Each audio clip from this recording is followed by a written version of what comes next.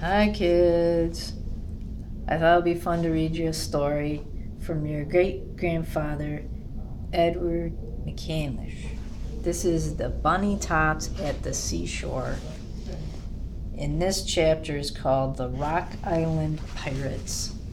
I love this picture. That's one of my favorites. Nearly opposite to Pudding Lane entrance to Bunny Tot Village is a large lake or pond. In the center of the pond is a tiny island with many ragged, jagged rocks and a dense forest of elder bushes that hide the interior of the island from sight.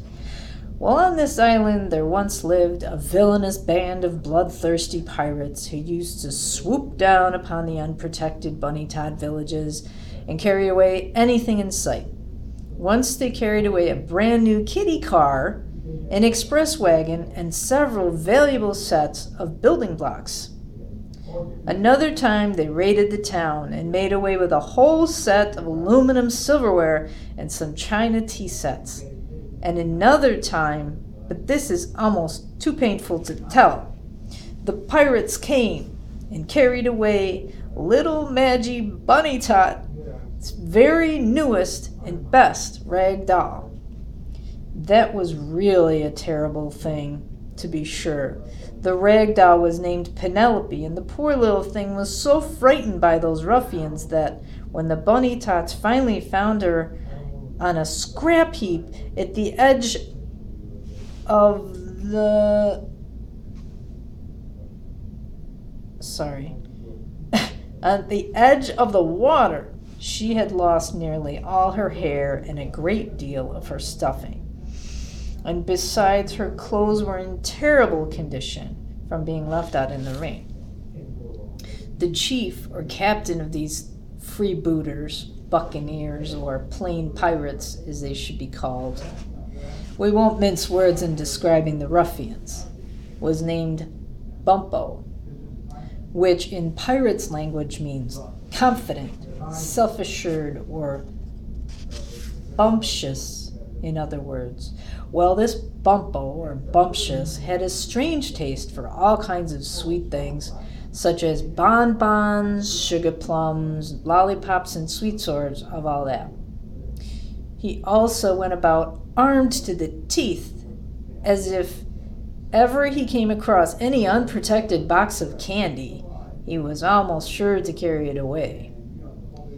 Sometimes these buccaneers stayed hidden away for a long time in the rocky fastness of this accursed island without bothering anyone, and then suddenly, without warning of any kind, they would swoop down on their tiny scallop, a long rakish craft that could penetrate into very shallow water, and carry across everything of value in the Bunny Tot town, carry it off. Sometimes the boldest of the Bunny Tots would arm themselves with sticks, daggers, or lathe swords and beat off the attacks of these bold invaders, who would always get even with the Bunny Tots by making the most awful faces that can possibly be imagined, and sometimes they used the most terrible and threatening language. Totally inappropriate for children. Well, this state of affairs went on for a long while until one day, who should come walking through the village but Boris and Doris, a little boy and a little girl who lived in a tumble-down stone house in Church Mouse Village. Boris and Doris had lost their way and they were blundering into Bunny Tot Village by the merest chance. But once there, they took quite a fancy to the tiny village that they stayed for quite a long while and helped the Bunny Tots to have the adventures which I'm going to tell you about. The whole thing is well described in the logbook of the Bunny Tot ship called the San Fernando, which was a double-rigged sailing craft halfway between a Spanish galleon of the old type and one of those slow-moving vessels on the Erie Canal.